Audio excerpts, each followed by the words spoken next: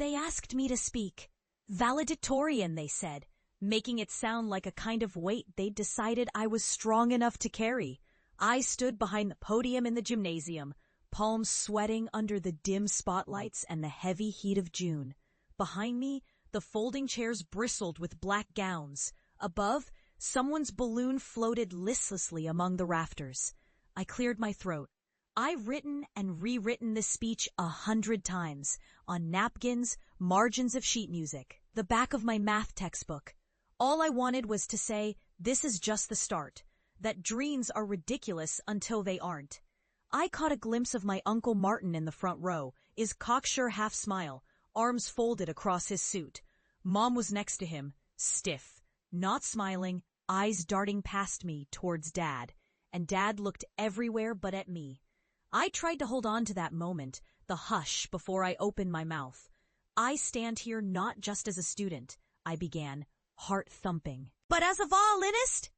And a ripple moved through the audience. Someone, maybe Aaron Kwan, 3-time class president and full-time pain in my ass, snickered. A few heads turned. I pressed on. Music isn't just a hobby for some of us, it's a lifeline. And when someone from my row hissed, nerd. Laughter spattered the air.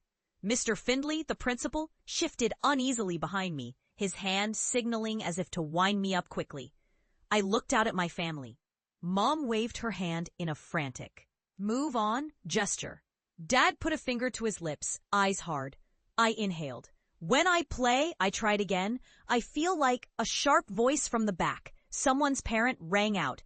Enough, let's keep moving. The audience roared. The teachers at the edge of the stage looked away, and my notes in my hand trembled. Mr. Findley strode forward, his smile brittle.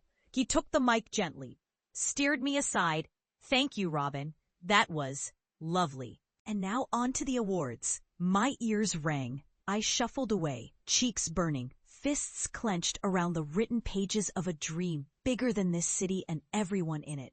That night, Mom scolded me over the kitchen table, her expression pinched. You embarrassed us. Her voice was sharp, crisp with disappointment. Dad just stood over the sink, cleaning already clean dishes, shaking his head. You just had to talk about that violin, he grunted. No one wants to hear about music as a career. Pick something real, Robin. I said nothing. Who listened to 18-year-olds anyway?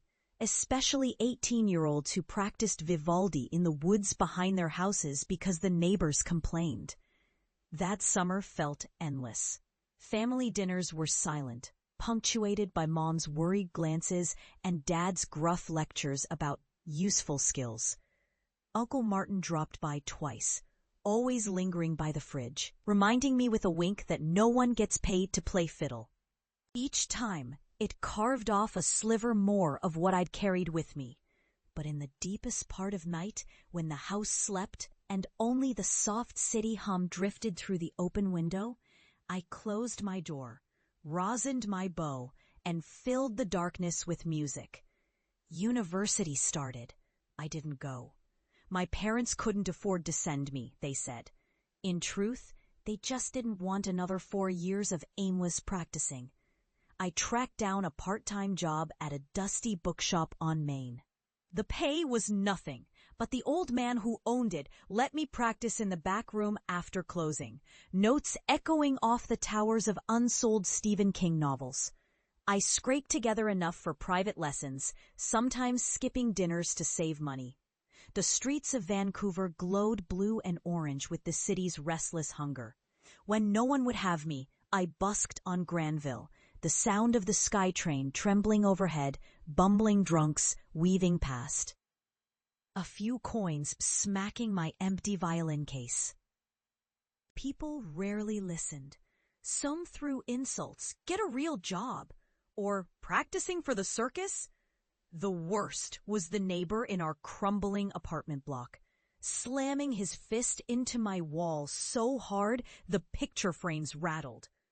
My parents refused to attend my small recitals, claiming work, always work. Each night, fear tangled my insides, fear I would always live here. that I would become another lost thing in the city's endless thrum. But defiance sparked somewhere under my ribs every time I saw the slender arch of my violin against the glass. I pressed on, note by aching note. Sometimes after work, I watched the rain slice through city lights, turning the windows into murals of dashed hope and possibility. Walking home, my violin case bruised my hip, a badge of both shame and stubborn pride. When I saw old classmates, now in business suits or scrubs, they looked through me, or worse, smiled with a kind of flat sympathy that bit deeper than derision. 3 years passed. My world shrank to subway rides, the cramped shop, my shivering third-floor walk-up, and endless scales. But I still played. I sent audition tapes, clumsy and self-recorded, to every conservatory and festival across North America. Rejection letters arrived with practiced frequency. My mother gathered them in a ceramic bowl in the living room, like she expected them to multiply. "You have to let this go," she told me, handfuls of bills spread across the table. "You're breaking your own heart, ours too." I nodded. The next day, I played with more fury. The real break came on a brittle morning in late October. The city's edges felt frosted, and the buses ran with that extra tremor of wet leaves underfoot. A letter slid under my door, an invitation from a music school in Montreal, someone's desperate gamble on a quirky Vancouver violinist with only busking and bookstore to his name. They offered no money, just a spot in a small, out-of-the-way conservatory. It was enough. I packed a threadbare suitcase, my violin, and one photograph of my family, smiling years ago at the False Creek Ferry. My parents barely said goodbye. Mom wept. Dad's arms stayed folded. Montreal was cold and sharp, alive with unfamiliar French and the squeeze of impossibly hard beds. But music, the music! It unfurled for me here like a second skin. The students were strange, hungry things, sleep-deprived, obsessive but kind. My hands shook with the knowledge that this was the edge of what I'd always wanted. All that kept me from falling was the slender line of my bow. I practiced through frostbitten dawns and brittle twilights, my breath ghosting in the unheated halls. Teachers here saw what I did. They didn't scoff when I said soloist. For a while, success was survival. Food bought with hard-won bursaries, sleep carved out between rehearsals, letters home unanswered. My music changed. It turned wild, free alive with something fierce, born of loneliness and stubbornness. Sometimes, late at night, I walked the banks of the St. Lawrence, tucked my violin under my chin, and played Bach to the open sky. My fingers learned to race, my heart to quiet. One by one, smaller victories collected. I was chosen, once, to play with the city's youth orchestra, then soloed at a local competition. There was still doubt, my own and the voices in my head, those echoes of home.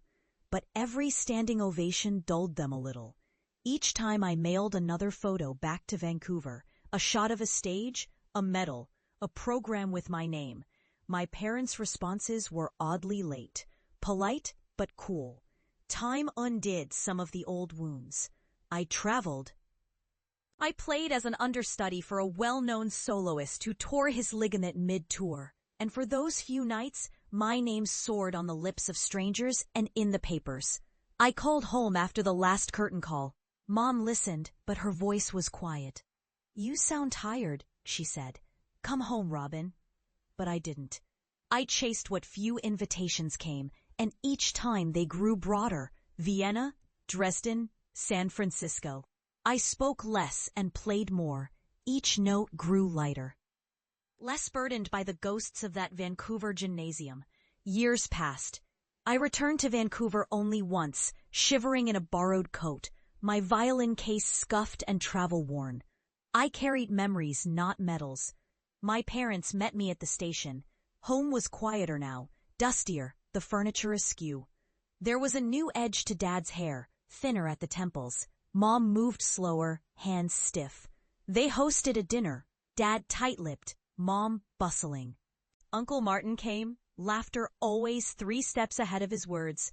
"Heard you're still making noise," he crowed. "Got a CD yet?" I smiled. Not yet. The old mockery singed but less. Time had worn it down. I played for them that night, quietly, on the living room carpet. Mom wept a little, but Dad clapped at the end, his face unreadable.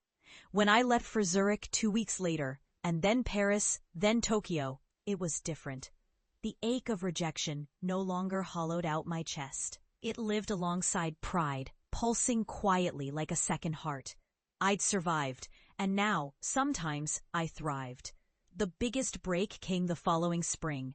An email, subject line, guest soloist invitation Vancouver Symphony. They wanted me to headline their season opener, to play the Tchaikovsky. I almost dropped my phone when I saw it, fingers numb.